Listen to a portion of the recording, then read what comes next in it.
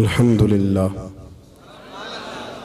الحمدللہ العزیز العزت والعلا والصلاة والسلام علی سید الانبیاء شمس الضحیٰ بدر الدجا نور الہدا منبع الجود والعطا اما بعد اعوذ باللہ من الشیطان الرجیم بسم اللہ الرحمن الرحیم فبما رحمت من اللہ لنت لهم ولو كنت فظا غلیظ القلب لانفضوا من حولك آمنت باللہ صدق مولانا العظیم وصدق رسولنا بلاغ المبین ونحن على ذلك لمن الشاہدین والشاکرین والحمد للہ رب العالمین ان اللہ وملائکتہ یصلون علی النبی یا ایہا الذین آمنوا صلوا علیہ وسلموا تسلیما الصلاة والسلام علیک یا سیدی یا رسول اللہ وعلا آلک واصحابک یا سیدی یا حبیب اللہ۔ سارے حضرات درود شریف پڑھیے، سارے حضرات پڑھیے۔ الصلاة والسلام علیک یا سیدی یا نبی اللہ وعلا آلک واصحابک یا سیدی یا نور اللہ۔ اللہم صلی علی سیدنا و مولانا محمد معدن الجود والکرم وآلہ وصحبہ وبارک وسلم۔ تمام تعریفیں حمد و ثنا اللہ تبارک و تعالیٰ کے لیے، درود و سلام نبی اکرم نور مجسم شفیع معظم احمد مجتبیٰ جناب حضرت محمد مصطفیٰ صلی اللہ علیہ والا صفات کے لیے حمد و صلات کے بعد عالی مرتبت علماء کرام، مشائخ عظام، سادات کرام، عزیز دوستو، قابل قدر بھائیوں، اصلاح انسانیت کے عنوان سے اس بزم نور کا انعقاد ہے۔ دعا فرمائیں اللہ تعالی ہم سب کو دین متین کے ساتھ دولت اخلاص نصیب فرمائے، ہر ریاکاری سے، ہر بناوٹ سے، ہر تصنع سے اللہ ہمیں محفوظ فرمائے۔ عزیز دوستو، قرآن پاک نے نبی کریم صلی اللہ تعالیٰ علیہ وسلم کی تعریف مختلف جگہوں پر مختلف انداز میں فرمائی۔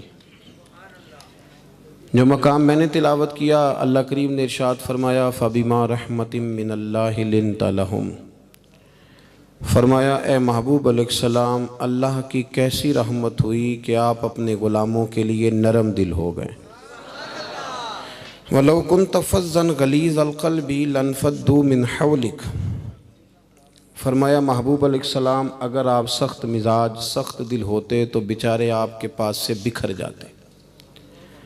اللہ نے خاص رحمت کی ہے کہ آپ اپنے غلاموں کے لیے نرم دل ہو گئے۔ کائنات ارضی پر جتنے بھی مصلح اور جتنے بھی لیڈر آئے، اور بہت سارے لوگ اب بھی اس کا دعویٰ کرتے ہیں، کچھ نہ کچھ تعلیمات انہوں نے بیان کی، کچھ نہ کچھ انہوں نے تذکرے کیے اچھی باتوں کے، لیکن نبی پاک صلی اللہ علیہ وسلم نے فرمایا میں اخلاق حسنہ کی تکمیل کرنے کے لیے دنیا میں آیا، یعنی اس سے اونچی اور اس سے اچھی بات کوئی کر ہی نہیں سکتا جو رسول کائنات نے بیان فرمائی ہے۔ یہاں ختم ہو گئے تمام اخلاق کے دائرے، کتنے کوئی بیان کر سکتا ہے۔ نبی کریم صلی اللہ تعالیٰ علیہ وسلم نے اصلاح انسانیت کے لیے ایک بھرپور اور معمور کردار ادا فرمایا۔ کوئی ایسی چیز جو انسانیت کی کامیابی کے لیے باقی ہو اسے سرکار نے چھوڑا نہیں۔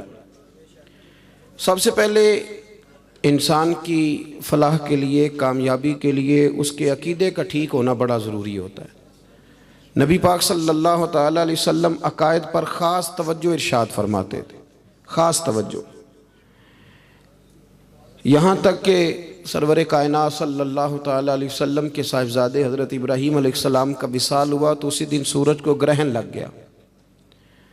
آپ ذرا توجہ فرمائیں کہ بائی دا وے بھی کوئی بات ہو جائے تو لوگ اپنے کھاتے میں ڈال لیتے ہیں، اور جب سے یہ پیری مریدی کا رواج بڑا غلط سا شروع ہوا ہے تو لوگوں نے اس طرح کیا کہ نفسیاتی بوجھ ڈالا جاتا ہے، نفسیاتی۔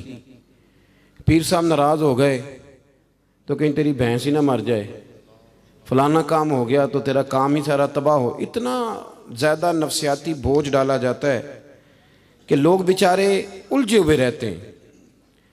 نبی پاک صلی اللہ علیہ وسلم نا عقائد پر خاص توجہ فرماتے تھے کہ لوگوں کے نظریات پختہ رہیں۔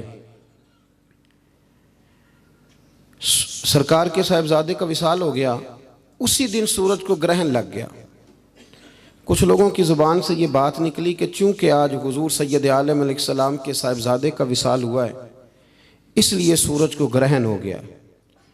تو محبوب کریم صلی اللہ علیہ وسلم نے باقاعدہ لوگوں کو مسجد میں جمع فرمایا، اور جمع کر کے سرکار نے فرمایا یہ سورج کے گرہن کا کسی انسان کی موت سے کوئی تعلق نہیں ہے، یہ اللہ کی حکمت ہے، یہ اس کی قدرت ہے۔ جب سورج گرہن لگے تو استغفار کیا کرو، اللہ کی بارگاہ میں سجدہ ریزی کیا کرو، اس کا اس چیز سے کوئی تعلق نہیں ہے۔ باقاعدہ سرکار نے خطبہ دے کے، تاکہ کسی دل میں کوئی ابہام پیدا۔ حضرت عمر فاروق رضی اللہ تعالیٰ عنہ کے زمانہ مبارکہ میں بعض لوگوں نے یہ کہنا شروع کر دیا تھا کہ جتنی فتوحات ہو رہی ہیں یہ حضرت خالد بن ولید کی وجہ سے ہو رہی ہیں۔ آپ کا انتظام ماشاءاللہ مکمل ہے جی، اب تو بات آگے چلنے کو ہے، بس سب ٹھیک ہے ماشاءاللہ۔ اب آپ ہمیں موقع دیں تاکہ ہم کوئی بات کر سکیں آپ کے ساتھ، اور آپ بڑے پیارے ہیں، بڑے اچھے ہیں، بڑا خوبصورت بندوبست ہے، اللہ آپ کو اس کی جزا عطا فرمائے، اور ماشاءاللہ سب ٹھیک ہے۔ اور تصویر کا ویسے ثواب کوئی نہیں دین کے اندر۔ کبھی کسی عالم نے بتایا کہ ایک فوٹو کھینچو تو 10 نیکیاں ملتی ہیں، تو اتنا فرض کام تو نہیں ہے نا، جتنا ہے بس ٹھیک ہے، ضرورت کے لیے سے اتنا ہی رکھیں۔ اللہ تعالیٰ آپ کو جزائے خیر عطا فرمائے۔ یہ نہ ہو کہ ساری محفل پہ توجہ ہی فوٹو پہ رہ جائے اور فوٹو ہی باقی بچے، مہربانی کریں، اللہ آپ کو بہترین جزا دے۔ آپ میری بات پہ توجہ فرمائیے گا۔ حضرت عمر کے زمانے میں بعض لوگوں نے کہا کہ جتنی فتوحات ہو رہی ہیں یہ حضرت خالد بن ولید رضی اللہ تعالیٰ عنہ کی وجہ سے ہو رہی ہیں، اللہ والوں کی برکت ہوتی ہے۔ خود حدیث بخاری میں موجود ہے کہ کوئی صحابی، کوئی تابعی، کوئی تبع تابعی بھی جنگ میں جائے گا تو ان کی برکت سے اللہ فتح عطا کر دے گا، لیکن دین کو اس پر بند نہیں کیا جا سکتا۔ ہم تو اہل محبت ہیں، اولیاء اللہ صوفیہ کرام کی غلامی کے قائل، لیکن عقائد و نظریات کا نکھرا ہونا اور جو چیز جہاں ہے اس کا وہیں تک محدود رہنا، یہ شریعت اسلامیہ کا طریقہ ہے۔ دین معتدل ہے نا، افراط و تفریط سے بچاتا ہے۔ حضرت خالد بن ولید کی وجہ سے فتح ہوتی ہے تو جناب عمر فاروق رضی اللہ تعالیٰ عنہ نے لوگوں سے کہا نہیں، فتح اس لیے ہوتی ہے کہ دین سچا ہے، اسلام سچا ہے، قرآن سچا ہے، اس لیے فتوحات ہوتی۔ لوگوں نے کہا نہیں جی، جس جنگ میں وہ جاتے ہیں اللہ کامیابی دیتا ہے۔ تو بعض لوگ مشروط کرنے لگے کامیابیاں حضرت خالد بن ولید کے ساتھ۔ حضرت عمر فاروق نے جناب سعد بن ابی وقاص رضی اللہ تعالیٰ عنہ کو ایک رکا دیا، حالانکہ جہاد بڑے نازک موڑ پہ تھا، قادسیہ کے ان علاقوں میں جنگ ہو رہی تھی جہاں بڑی شدت کے ساتھ غالی قسم کے اسلام کے دشمن رہتے تھے۔ آپ نے ایک رکا دے کے بھیجا، فرمایا خالد بن ولید سے کہو کہ آج کے بعد تم سپہ سالار نہیں ہو، اگر ایک معمولی سپاہی بن کے لڑنا چاہو تو لڑو، ورنہ واپس مدینے آ جاؤ۔ ہمارے ملک کے اندر اس طرح ہوتا ہے کہ 2-3 اوپر والے لوگوں کو چھوڑ کے اگر نیچے والا کوئی آدمی اوپر لا کے بٹھا دیا جائے تو وہ جو پیچھے والے ہوتے ہیں وہ ریزائن کر جاتے ہیں، وہ کہتے ہیں جو ہمیں سلوٹ مارا کرتا تھا اس کو سلوٹ مارنا ہمارے بس کی بات ہے، وہ لوگ چھوڑ جاتے ہیں، اور تاریخ یوں ہی چلتی ہے۔ حضرت خالد بن ولید رضی اللہ تعالیٰ عنہ کے پاس جناب سعد بن ابی وقاص رضی اللہ تعالیٰ عنہ وہ پیغام لے کر کے پہنچے، کہا امیر المومنین نے آپ کے نام یہ پیغام دیا ہے۔ حضرت خالد بن ولید نے رکا پڑھا، خط پڑھا تو اس پہ لکھا تھا کہ جناب اگر آپ ایک معمولی سپاہی کی حیثیت سے لڑنا چاہیں تو جہاد میں رہیں، اور اگر ایسا نہیں ہے تو پھر آپ واپس آ جائیں۔ اب ایک آدمی چیف آف آرمی سٹاف ہو اور اسے کور کمانڈر کے درجے پہ کیا بالکل ایک معمولی آپ سپاہی کہہ دیں، اس کے لیے بڑا مشکل ہوتا ہے، لیکن تب ہوتا ہے جب مقصود کچھ اور ہو، اور اگر مقصود اللہ رسول کی رضا ہو۔ جب وہ خط پڑھا گیا تو لوگ کہتے ہیں ہمارا ذہن یہ تھا کہ حضرت خالد بن ولید رضی اللہ تعالیٰ عنہ فوراً مدینے چلے جائیں گے، اب وہ لڑیں گے نہیں۔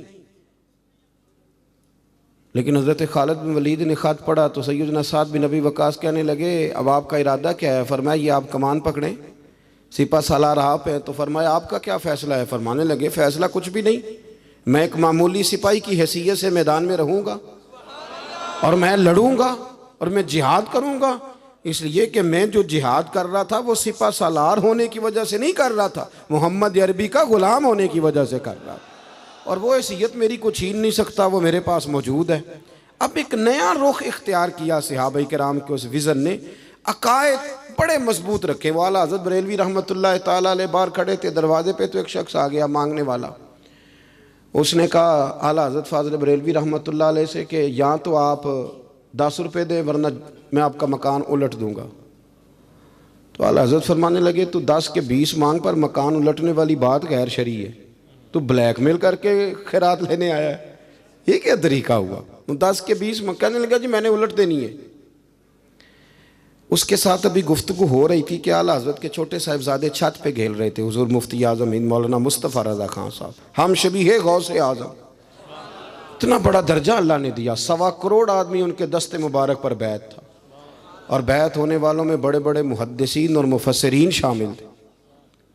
وہ چھوٹے تھے، ابھی 4-5 سال عمر تھی، تو دوسرے منزل کی اوپر والی چھت پہ کھیل رہے تھے۔ جب کہا نا کہ میں نہیں تجھے پیسے دیتا، تو شہزادے کا پاؤں وہاں سے پھسلا اور وہ اندر گر گئے۔ اب دوسری منزل سے گرے ہیں اور چھوٹے بچے گزرے ہیں۔ فاضل بریلوی رحمۃ اللہ علیہ کی والدہ موجود تھی، کہنے لگی احمد رضا تمہیں کہا تو فقیروں سے نہ الجھو، دیکھا نا بچہ گر گیا ہے۔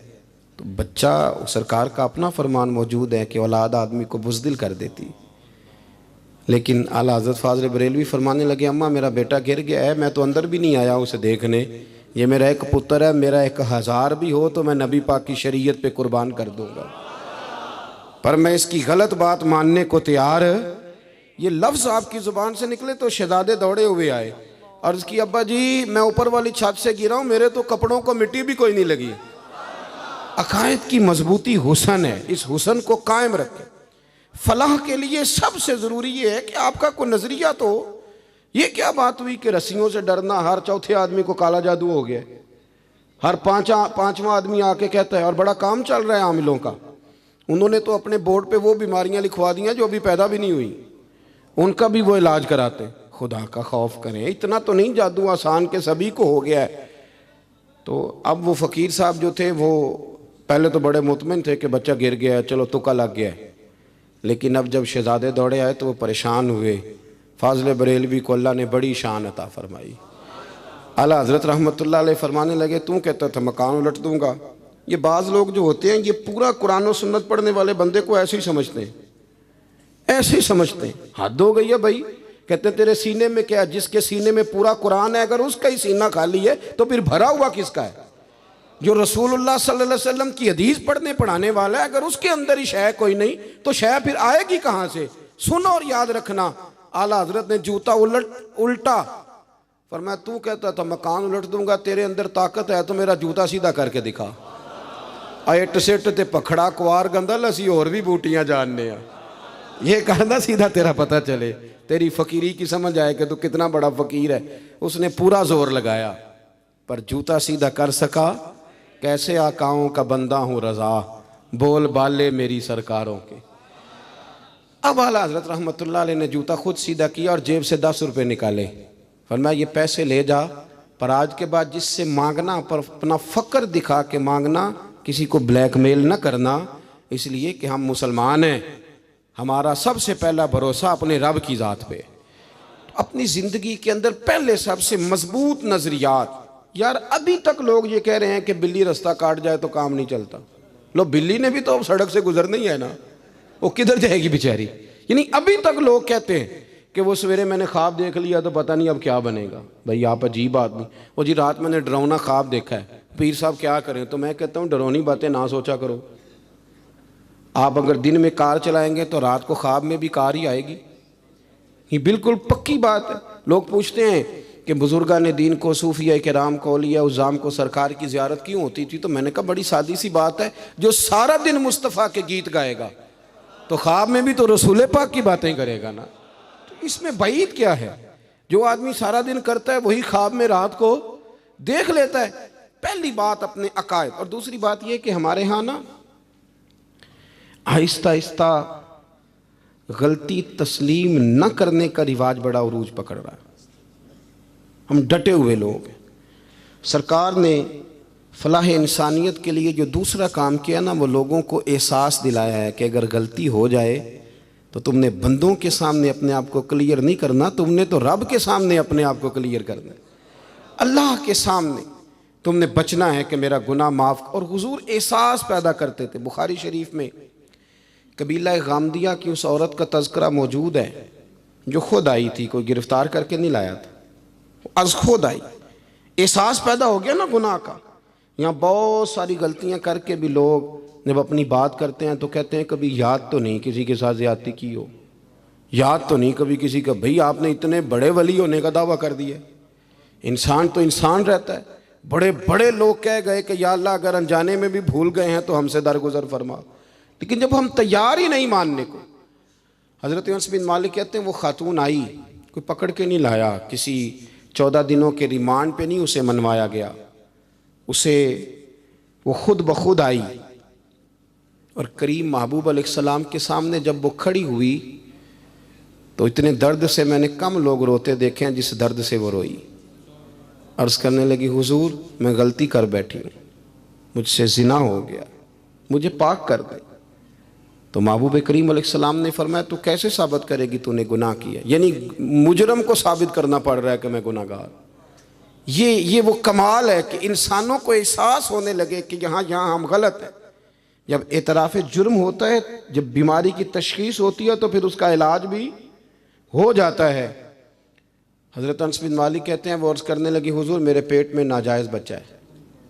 حضور نے فرمایا جا جب بچہ پیدا ہو تو پھر آنا۔ وہ 8 ماہ کے بعد آئی تو اس کی گود میں پھول سا بچہ تھا۔ حضور نے فرمایا واپس جا، جب روٹی کھانے لگ جائے تو پھر آنا۔ وہ 2 سال 2.25 سال دودھ پلاتی رہی، پھر جب آئی تو بچے کے ہاتھ میں روٹی کا ٹکڑا تھا۔ کریم محبوب صلی اللہ تعالیٰ علیہ وسلم سے آ کے جب اس نے بات کی تو وہ درد سے روئی، کہنے لگی یا رسول اللہ 3 سال ہونے کو ہیں، میں نے گناہ کیا ہے، میں ساری رات سو نہیں پاتی۔ حضور تڑپتی، اگر اس حال میں مر گئی تو اپنے رب کو کیا منہ دکھاؤں، مجھے پاک کر دے، میرے حال پہ رحم فرمائے۔ محبوب کریم صلی اللہ علیہ وسلم نے بچہ ایک صحابی کو دیا، فرمایا بچوں کی طرح پالنا، اور کہا اسے لے جاؤ، پتھر مار مار کے اسے سنسار کر دو۔ صحابہ کہتے ہیں اسے پتھر لگ رہے تھے اور حضور بے چینی کے ساتھ ٹہل رہے تھے۔ آ کے خبر دی حضور وہ تو وصال کر گئی، انتقال ہو گیا۔ فرمایا یہاں تک تو بات اس کی تھی۔ حضرت انس بن مالک کہتے اب محبوب کریم نے صحابیات سے فرمایا اسے غسل دو، کفن پہناؤ، جنازہ تیار ہو جائے تو مجھے خبر کرنا۔ حضرت انس بن مالک کہتے ہیں غسل ہوا، کفن ہوا، جنازہ تیار ہوا تو حیران ہم تب ہوئے جب میرے محبوب نے فرمایا صفے بناؤ میں خود جنازہ پڑھاؤں گا، میں خود جنازہ پڑھاؤں گا۔ اور سرکار نے جنازہ پڑھایا تو ایک شخص کی زبان سے نکلا حضور اس ملعون کا معاذ اللہ جنازہ جس نے ناجائز بچہ جنا، اس کے لیے آپ دعا کر رہے ہیں، جنازہ پڑھا۔ اور حضور فرمانے لگے خاموش ہو جاؤ، تم نے گناہ دیکھا ہے اس کا احساس نہیں دیکھا، تم نے غلطی دیکھی ہے لیکن اس کی توبہ کا انداز نہیں دیکھا۔ اور صاحب کنز العمال نے یہ لفظ نقل کیے ہیں کہ کریم محبوب فرمانے لگے اس نے تو ایسی شاندار توبہ کی ہے کہ اگر میں اپنی ساری امت میں بانٹ دوں تو اللہ سب کی مغفرت فرما دے گا۔ احساس جب پیدا ہو جاتا ہے نا اپنے دل کے اندر کہ یہاں میں غلط ہوں، ان العبد اذا اعترف ثم تاب تاب اللہ علیہ او کما قال نبی صلی اللہ علیہ وسلم، رواہ مشکات۔ حضور نے فرمایا جب کوئی بندہ کہتا ہے نا اللہ میں بھول گیا تھا اور پھر وہ توبہ کرتا ہے تو رب اس کی توبہ کو فوراً ہی قبول فرما لیتا ہے۔ پہلی بات یہ کہ عقائد کو مضبوط رکھیں، مضبوط عقائد۔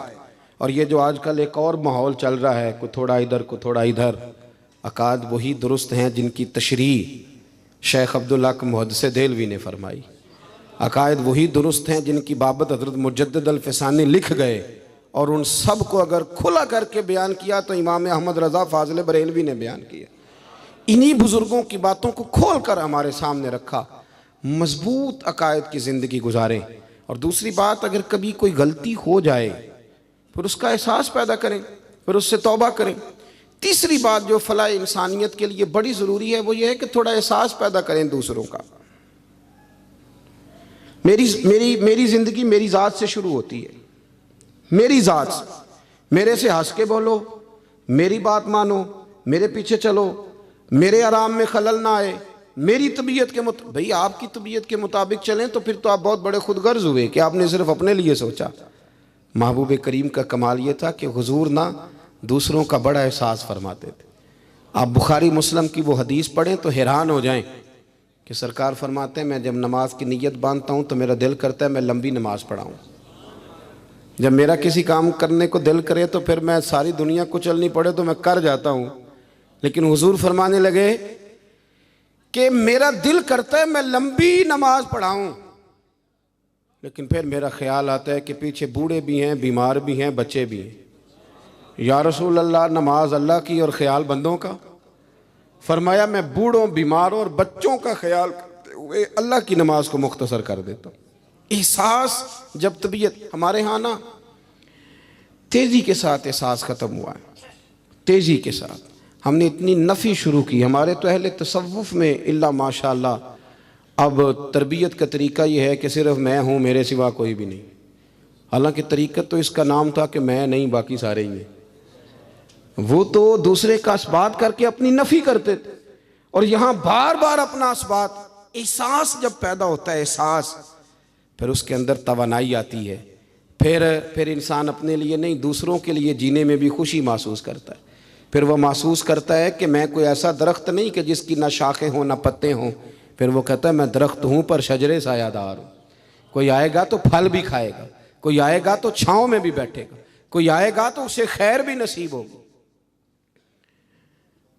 طبقات ابن سعد میں ایک بڑی خوبصورت روایت ہے، حضرت عائشہ صدیقہ رضی اللہ تعالیٰ عنہ فرمانے لگیں کہ ایک دن نہ نبی کریم صلی اللہ علیہ وسلم گھر میں تشریف فرما تھے اور طبیعت مبارک بڑی اشاش بشاش تھی۔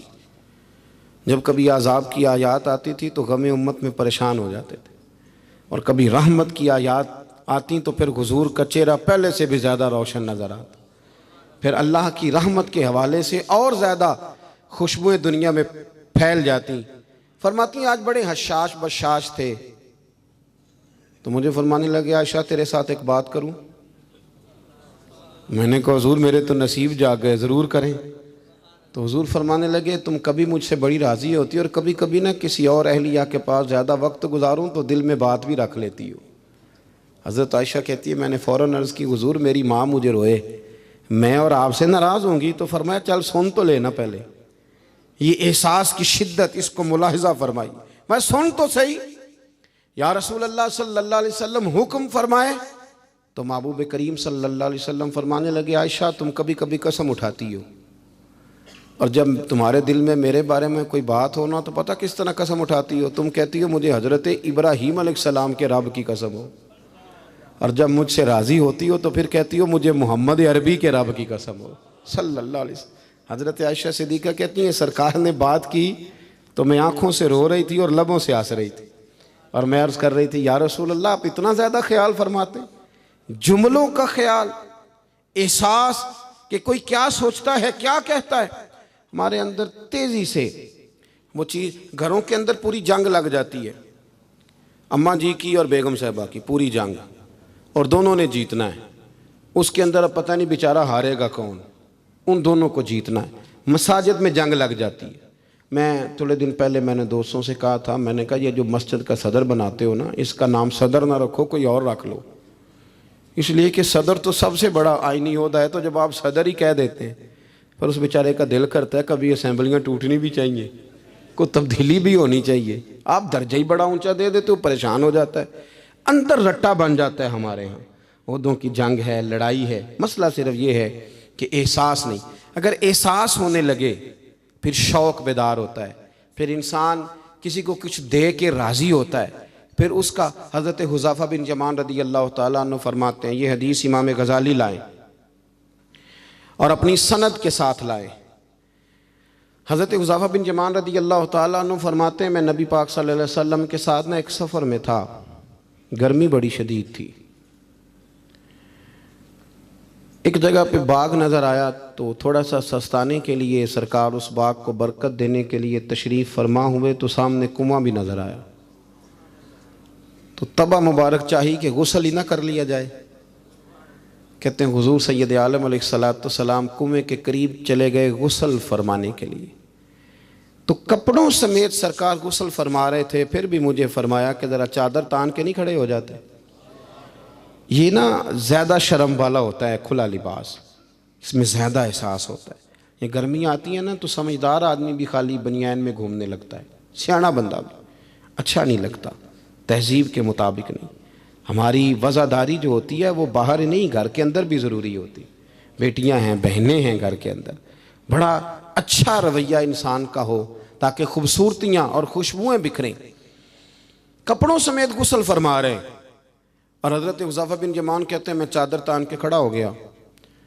سرکار تھوڑے سے غسل کے بعد فرمانے لگے حذیفہ گرمی بڑی تھی، نہانے میں بڑی لذت آ رہی ہے، تو میں تھوڑا اور نہ نہاؤں؟ تو میں نے کہا حضور میری تو نوکری قبول ہو رہی ہے، میرے لیے تو سعادتیں۔ کہتے ہیں سرکار نے تھوڑا غسل کیا، اب حضور بس کرنے لگے تو میں نے عرض کی، میں نے کہا یا رسول اللہ میری خواہش ہے کہ تھوڑا اور غسل فرمائیں۔ سرکار نے تھوڑا اور غسل کیا، میں نے کہا حضور اور کریں۔ کچھ دیر حضور غسل کرتے رہے، تکمیل غسل پر میں بڑا راضی تھا، کلیجہ بڑا ٹھنڈا تھا کہ آج میری خدمت قبول ہوئی، آج مجھے حصے میں یہ سعادت آئی۔ کہتے ہیں جب میں فارغ ہوا نا تو حضور فرمانے لگے چل اب تو بھی غسل کر، تو بھی غسل کر اب۔ تو میں غسل کرنے لگا تو فرمایا ادھر دیکھنا میری طرف۔ یہ ہمارے ہاں نا کچھ لوگ بن کے بیٹھ گئے، اور انہوں نے سمجھا کہ شاید چونکہ میں لیڈر ہوں، شاید میں سربراہ ہوں، اور باقیوں پر لاگو ہے کہ میری گاڑی کے پیچھے دوڑیں اور میرے نعرے لگائیں۔ دیکھو جب انسان انسانوں کے اندر احساس پیدا کرنے کی طرف دیکھے گا تو سب سے پہلے میرے محبوب کی زندگی سے درس حاصل کرے گا۔ سرور کائنات صلی اللہ علیہ وسلم نے کہا غسل کرو، کہتے ہیں میں غسل کرنے لگا تو محبوب فرمانے لگے چادر مجھے دو، میں تان کے کھڑا ہوتا ہوں۔ کہتے ہیں میرے تو پیروں تلے زمین نکل گئی۔ میں نے کہا یا رسول اللہ صلی اللہ علیہ وسلم مہربانی فرمائیں آپ یہ نہ کریں۔ تو حضور نے فرمایا تو نے کیا ہے نا تو میں کیوں نہ کروں؟ کہتے ہیں اب حضور نے حکم دیا تو میں نے چادر سرکار کو پیش کر دی، حضور تان کے کھڑے ہو گئے تو میں جلدی سے غسل کر کے فارغ ہو گیا۔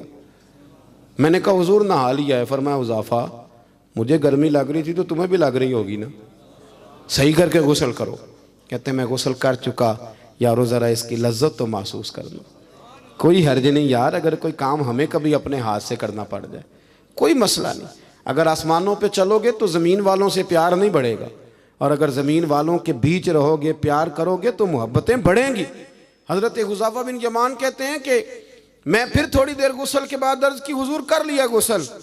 تو کہتے ہیں اب سرکار نے میری طرف غور سے دیکھ کر فرمایا حذیفہ دو حرفی بات ہے، جتنی دیر میں نے غسل کیا تم بھی اتنی دیر ہی کرو گے، اور کرو گے تو بات ختم ہوگی ورنہ یہ بات ختم نہیں ہوگی۔ حضرت حذیفہ بن یمان فرماتے ہیں میں نہا بھی رہا تھا اور مدینے والے رسول پہ درود و سلام بھی پیش کر رہا تھا۔ دیکھو اگر یہ شدت آئے نا، دیکھیں میں اکثر دوستوں سے کہا کرتا ہوں کہ میرے جیسے آدمی کو نا بن جاتی ہے عادت سٹیج پہ بیٹھنے کی، آپ یقین کریں بن گئی ہے، مثال نہیں دے رہا صحیح کہہ رہا ہوں۔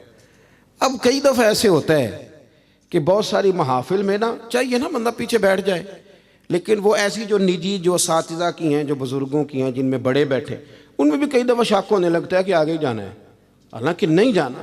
اور کئی ایسے چودھری صاحب، پیر صاحب، صوفی صاحب ہوتے ہیں جو گردن اٹھا اٹھا کے نقیب محفل کو دکھاتے ہیں کہ میں آ گیا ہوں، کر لے اعلان کسی طریقے سے، پھر آپ تنگ ہوتے ہیں۔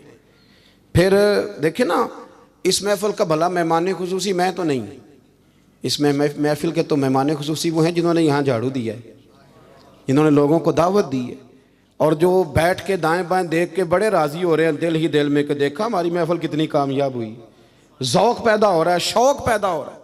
ہم اگر احساس کرنے لگیں، تھوڑا سا بیچ رہنے لگیں لوگوں کے، حسن پیدا ہوگا، پیار بڑھے گا، بھائی کے ساتھ رشتہ مضبوط ہوگا، دوستوں کے ساتھ تعلق مضبوط ہوگا۔ یہ جو ملازم چھوڑ کے چلا جاتا ہے نا، اس کو 5,000 زیادہ ملتا تو نکل جاتا ہے، اس کی وجہ یہ تھی کہ آپ کا اس کے ساتھ رشتہ مضبوط نہیں تھا۔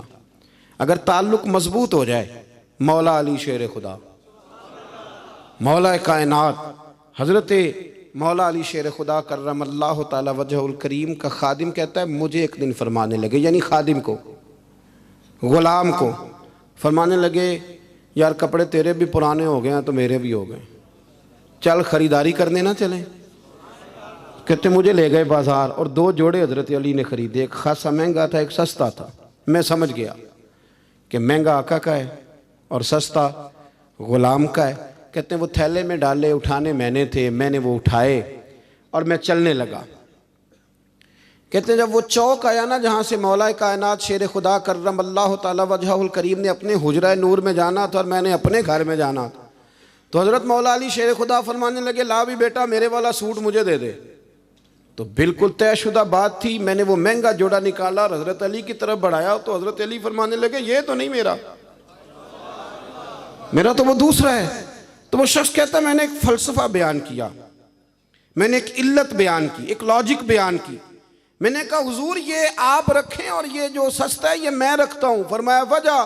کہنے لگا حضور وجہ بڑی سادی سی ہے، ایک پورا فلسفہ اس کے پیچھے، اور فلسفہ یہ ہے کہ آپ آقا ہیں اور میں غلام ہوں، تو آقا مہنگا پہنے اور غلام سستا پہنے۔ تو حضرت علی وہ والے عالم ہیں جن کو علم بھی مدینے والے رسول نے عطا فرمایا ہے۔ تو آپ حکم بھی کر سکتے تھے کہ نہیں تو لا میں نے وہی پہننا ہے، حکم بھی کر سکتے تھے، لیکن اس نے دلیل دی تھی نا، دلیل دی تھی نا، تو پہلے اس کی دلیل کو توڑنا ضروری تھا۔ حضرت علی کہنے لگے فلسفہ ہی تو نے بیان کرنا ہے تو اپنے والا نہ کر، تو میرے والا کر۔ اس نے کہا حضور کیا مانا؟ آپ فرمانے لگے تو کہہ رہا ہے کہ مہنگا جوڑا میں پہنوں گا اور سستا جو ہے وہ تو پہنے گا۔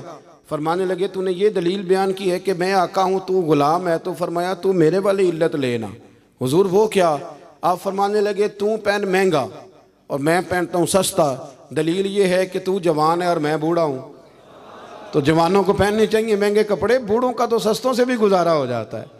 تو وہ خادم کہتا ہے میں لاجواب ہو گیا، اور پھر وہ قیمتی جوڑا مجھے دے گئے اور سستا جوڑا وہ لے گئے۔ کہتے ہیں شیر خدا تو چلے گئے، لیکن ساری زندگی میں سوچتا رہا کہ کائنات میں دوبارہ ایسے لوگ دنیا میں آئیں گے صحیح، یہ ملیں گے صحیح۔ احساس کی جب شدت ہوتی، اب یقین کریں اس ملک کے اندر 2 چیزیں اتنی شدت سے عام ہوئی ہیں، اتنی شدت سے، ایک پروٹوکول، ایک وی آئی پی کلچر۔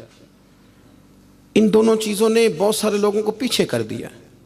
اب تو بہت سارے غریب ایسے ہیں جو بیچارے قریب ہی نہیں آتے، وہ کہتے ہیں نہیں میرے والا کام ہی نہیں، وہ پیچھے، وہ شہرت سے بچنے والا پیچھے پیچھے رہتا ہے، اور میرا جی چاہتا ہے ساری غزلیں اس ظالم کے نام کریں۔ کچھ لوگ بیچارے بالکل پیچھے ہو گئے، مایوس ہو گئے۔ وہ کبھی حکومت بدلتی ہے تو ان سے کہا جائے نا حکومت بدل گئی ہے، تو وہ 2 حرفی بات کرتے ہیں، کہتے ہیں جو مرضی آ جائے ہم نے تو محنت کر کے کھانا ہے، صبح کام پہ جائیں گے تو شام کو روٹی کھائیں گے۔ وہ بہت سارے نظام سے دیکھیں نا، یہ سیاسی تبصرے وہ بندہ کرتا ہے جو روٹی پیٹ بھر کے کھاتا ہے، اور جس بیچارے کو پتہ ہے نا کہ جو گھی صبح لایا تھا وہ ختم ہو گیا ہے، اور صبح بچوں نے ناشتے کے لیے جب پراٹھے مانگنے ہیں تو گھی کوئی نہیں، تو وہ پھر سیاسی تبصرے نہیں کرتا، وہ تو تکلیف میں۔ اللہ کے محبوب صلی اللہ علیہ وسلم نے نا احساس کی دولت تقسیم کی تھی۔ مسند امام احمد بن حنبل میں حدیث ہے، حضرت بلال حبشی رضی اللہ تعالیٰ عنہ فرماتے ہیں میں نے عصر کی نماز کی اقامت پڑھ دی تھی، ایک بدو آیا، ایک یہودی کا غلام، کہنے لگا یا رسول اللہ صلی اللہ علیہ وسلم میں بڑی مشکل میں ہوں، اگر آپ میرے ساتھ چلیں میرا چھوٹا سا کام کر دیں تو میری وہ مشکل آسان ہو جائے گی۔ سیدنا بلال حبشی فرماتے ہیں نبی کریم نے نمازیوں سے فرمایا اقامت ہو چکی تھی، فرمایا تم بیٹھ جاؤ میں ذرا اس بدو کا کام کر کے آتا ہوں، تم ذرا بیٹھو، میں صرف اشارے کرتا ہوں، آپ کو ملے گا کہ حضرت جابر ابن عبداللہ کا قرضہ اتارنا تھا تو سرکار کھیت تک گئے اور باقاعدہ سفارش کی ان کی۔ اب تو لوگ کہتے ہیں نا جب تک وہ خدمت کر رہا ہے تو تب تک وہ خدمت گزار ہے، کہیں الجھ جائے تو کہتے ہیں اس کا ذاتی مسئلہ ہے، اور میں ذاتی معاملات میں مداخلت نہیں کرتا۔ تو میاں جب آپ کے پاس تھا، آپ کا ورکر تھا، تب ذاتی مسئلہ کیوں نہیں تھا؟ اب وہ الجھ گیا ہے تو ذاتی مسئلہ ہے۔ ایک عورت رو رہی تھی تو سرکار سفارش کے لیے اس کے ساتھ نہیں چلے گئے تھے کہ میری مالکن مجھے مارے گی؟ آپ کتب حدیث کتب سیرت کو پڑھیں، یہی وجہ تھی کہ حضور کے غلاموں میں وہ درد آیا، بڑے زور شور سے آیا۔ امیر المومنین سیدنا فاروق اعظم رضی اللہ تعالیٰ، اس شخص کا آپ جاہ و جلال دیکھیں نا تو کسرا کا بادشاہ کہتا ہے عمر ملنا ہے، تو عمر فرماتے ہیں میرے پاس وقت نہیں، میں نہیں ملتا۔ مجھے کیا ضرورت ہے کسی کی، یہ جاہ و جلال ہے۔ اور انسانیت کی خدمت کا جذبہ کیا ہے؟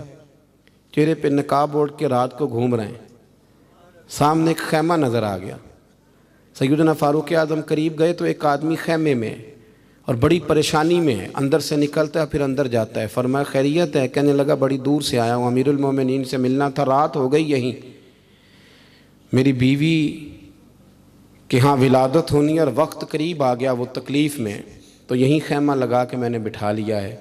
تو غلام آپ کون ہیں؟ تو حضرت عمر کہنے لگے تو مجھے چھوڑ میں ابھی آیا۔ گھر گئے حضرت عمر، توجہ ہے میری بات پر؟ بس سمیٹنے لگا ہوں۔ گھر گئے اور خاتون اول سے کہا، ملکہ سے کہا، اپنی اہلیہ سے فرمانے لگے کوئی نیکی کمانے کا ارادہ ہے؟ وہ کہنے لگی بڑا ارادہ ہے۔ تو کہنے لگے پھر بچے کی ولادت کے لیے جن چیزوں کی حاجت ہوتی ہے وہ ساتھ لے لو۔ میں آپ کو اس شخص کی بات بتا رہا ہوں جو 24 لاکھ مربع میل کا حکمران ہے، جس کے نعرے سے لوگ کانپ جاتے ہیں، لیکن وہ اصول اپنی جگہ پہ اور انسانوں کا پیار اپنی جگہ پہ۔